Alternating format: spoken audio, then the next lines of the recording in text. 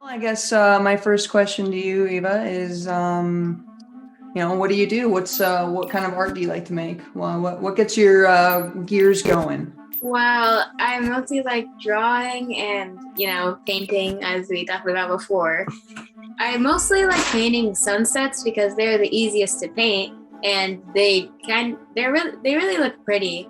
Yeah. Do you think that eventually you'll want to go out into different sections of painting where you kind of want to maybe do more landscape, more nature? Do you think you want to get more into actual canvas painting or like portraits where you're like painting people, or do you think you would prefer to Yeah, stick more to nature? I definitely want to start painting people, but I don't think I'm at that level yet. I think it's a good start where you're going with the sunsets. I guess I'm curious, with your passion of painting and whatnot, have you ever thought about making money from it? Yeah, actually a lot. I've thought about it a lot, but I've never actually been into it. Well, can we see some of the art that you've done? Do you have any examples that we can see? I got bored, so I drew like some passionate stuff on there. So it started off with the moon, and I actually had like a little cup thing, and I drew circles around it. This one is like, that crying, laughing emoji, but Yeah. the crying, laughing emoji, but I don't know how to draw that one. So it says right here, but it's flipped. Don't fake what you can't do, like passionate stuff. This one says, don't fake what you can't do. This one, it says laugh at the top. This is actually the laugh emoji. Enjoying life before it ends. Don't mind that. I don't know what I did. And this one said, this one's about difference. It says, just because you're different doesn't mean you are. So in other words, don't, if someone's rude to you, you're always different. So, this one, I don't know, it's a crying eye. It says, nobody's perfect, so don't force yourself. Don't be mad at people for what they do. Be happy for what they do for you. This one says right here. And the last one right here, because it's the last of the emojis, pretty sure I got tired after eating dinner. Oh yeah, every moment, cherish it until you can't anymore. So right here, I was really bored when I do this, like before. And I was watching a Medea movie. I don't know if you watched Medea, but I find her really funny. Yeah. The new movie Homecoming, I was like really bored, and I painted actually a rose. I actually dropped black paint on this, so I was like, I'll make it useful, and I painted all around it. I like that creative spark. And now we're on to the one that's my favorite, sunset. And I put my initial on it. My mom said I should have put like my signature on it. She said put it like at least down here, because a lot of people do that so people don't steal their art, and I didn't think about that at the time because it was like really late. So basically it's a sunset with birds that actually have tails, because I actually messed up on one and I was like, oh, that actually looks good. So yeah. Yeah. So is the E your signature? Mm-hmm. My name is Evangeline, so E starts with it. So I guess that kind of goes into my next question. Since you are looking to, make money from your art and have it be something where you can continuously make money from it and not have people steal it from you. Have you ever considered selling your art through Web3? Actually, because Delric, was right there. He told me about it, and he actually pulled up a screen. You can't see it at all. Sorry. That's okay. That shows all the things that you could make off your art. Absolutely, yeah, and that goes into smart contracts. Do you have a sort of an idea of what a smart contract is?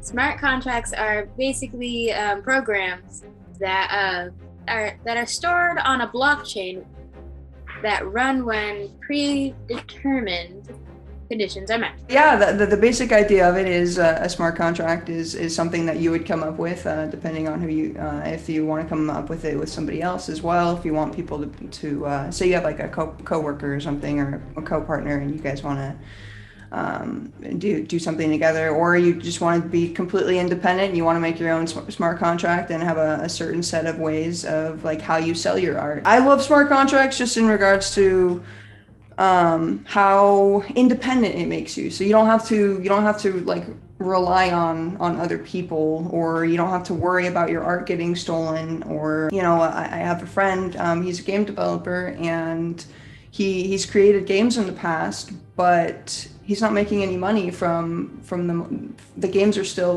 being played. People are still paying for those games, but he's not getting any of the money from it. So basically, that's ownership.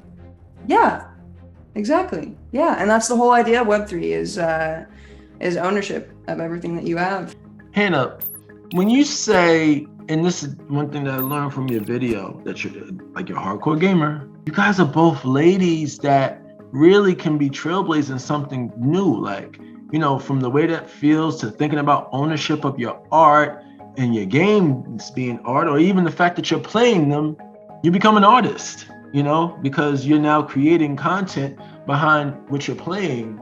And now, creating your own communities where you're starting your own economies with social tokens and all this crazy stuff.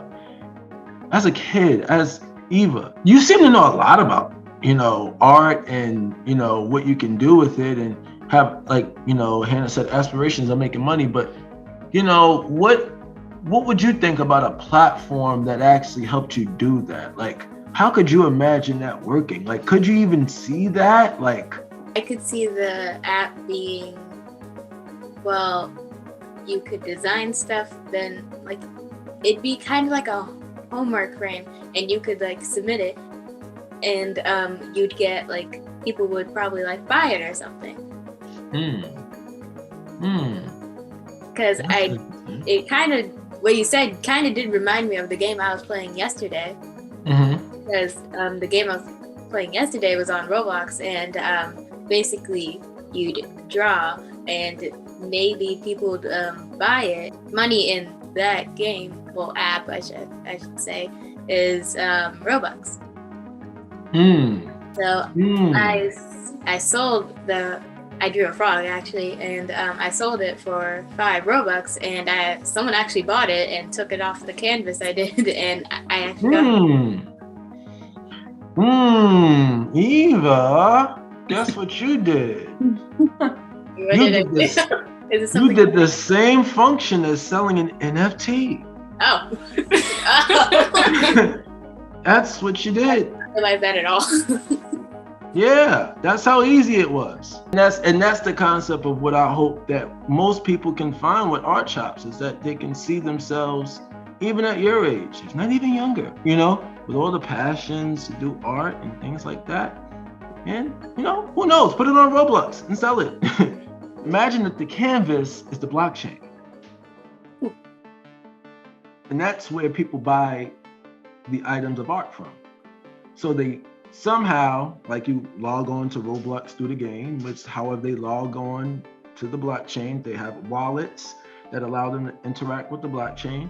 And there on those wallets, through those wallets, they can connect to the stores, like wherever your canvas is, that you put your art on.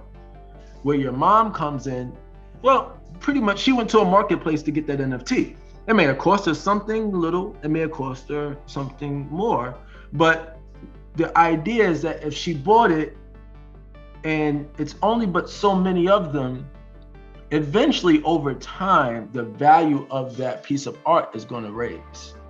Like, say, like that same frog that you sold, that person now sells it to somebody else for even more money than the $5 Roblox you sold it for. They sell it for 10.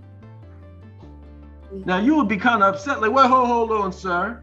Now I sold that to you for $5 and you went and made $10 on it. That's mine. How'd you make so much money? Part of having your art on the blockchain allows people to always know that you're the one who did it. And through smart contracts, you can let anybody else who gets it after you know how much they got to pay you for selling it again to somebody else. Make sense? Yeah. That's how NFTs work. That's how they work in blockchain. That's what Web3 is all about. And that's what we're trying to get people to understand at Art Chops.